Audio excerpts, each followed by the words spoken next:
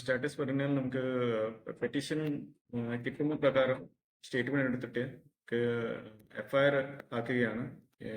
ഇതുവരെ നമുക്ക് നിലവിലുള്ള സ്റ്റാറ്റസിൽ 37ഓളം എഫ്ഐആർ ആയിട്ടുണ്ട്. ഇനിയും പെറ്റീഷനുകളുണ്ട്. പക്ഷെ നമുക്ക് സ്റ്റേറ്റ്മെന്റ് കിട്ടുന്ന പ്രകാരം എല്ലാ സ്റ്റേഷൻ തലത്തിൽ തന്നെ എഫ്ഐആർ ആക്കുന്നുണ്ട്. ഇനി നമുക്ക് പ്രിലിമിനറി ഇൻവെസ്റ്റിഗേഷൻ ചെയ്യുകയാണ്. ഇൻക്വയറി നടത്തിയിട്ട് ആ സീഡ് സൊസൈറ്റിയിലുള്ള ബന്ധപ്പെട്ട രജിസ്റ്റേഴ്സും ഹാർഡ് ഡിസ്കും കമ്പ്യൂട്ടേഴ്സ് അതെല്ലാം സീസ് ചെയ്യാനുണ്ട്. അപ്പൊ കുറെ കേസ് ഓൾറെഡി ചെയ്തിട്ടുണ്ട്. ഇനിയും ബാക്കിയുള്ള സെഷൻ എത്ര പെട്ടെന്ന് സീസ് ചെയ്യാൻ നടപടിയെടുക്കുന്നു. ബാങ്ക് അക്കൗണ്ടുകൾ ഫ്രീസ് ആയിട്ടുണ്ടോ?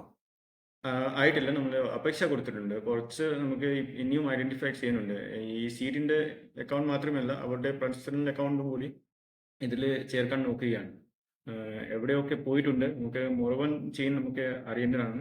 അപ്പോൾ എവിടുന്ന് പൈസ കളക്ട് ചെയ്തു, എവിടെയാണ് സ്വീകരിച്ചു, എവിടെ വ്യക്തിയായിരുന്നു, ഡിപ്പോസിറ്റ് എവിടെയായിരുന്നു, അതിനുശേഷം എങ്ങോട്ടേക്ക് ട്രാൻസ്ഫർ ചെയ്ത് അത് മുഴുവൻ ചെയിൻ നമുക്ക് കണ്ടുപിടിക്കണം.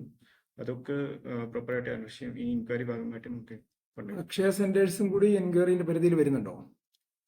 അക്ഷയ സെന്ററിന്റെ കുറിച്ച് സുൽത്താൻ ബത്തേരിയിലെ കുറിച്ചുള്ള നമുക്ക് പെറ്റീഷൻ കിട്ടുന്നത്. അവിടത്തുള്ള എഫ്ഐആർ ചെയ്തിട്ടുണ്ട്. നമുക്ക് ഇപ്പോൾ ഇനിയും വ്യക്തമായിട്ടില്ല അത് അവരുടെ ചാനൽ ഏത് രീതിയിലാണ് എടുത്തത്. അത് കുറച്ചുകൂടി നമുക്ക് എൻക്വയറി ചെയ്യുന്നുണ്ട്. വയനാട് ജില്ലയിലും ക്രൈംബ്രാഞ്ച് തന്നെ ആയിരിക്കും അന്വേഷിക്കുന്നത് അല്ലേ? വയനാട് ജില്ലയിൽ ഒപ്പം മൊത്തം സ്റ്റേറ്റുള്ള എല്ലാ കേസുകൾ സ്റ്റേറ്റ് ക്രൈംബ്രാഞ്ചിലാണ് ഇപ്പോൾ നിലവിൽ ഓർഡർ ഉള്ളത്. അത് നമ്മുടെ ഇവിടത്തുള്ള എഫ്ഐആറും ഇങ്ങോട്ടേക്ക് ട്രാൻസ്ഫർ ചെയ്യാൻ കുറച്ച് പിന്നീട് ഇൻവെസ്റ്റിഗേഷൻ കഴിഞ്ഞിട്ട് ഇങ്ങോട്ടേക്ക് അയക്കാൻ നോക്കും.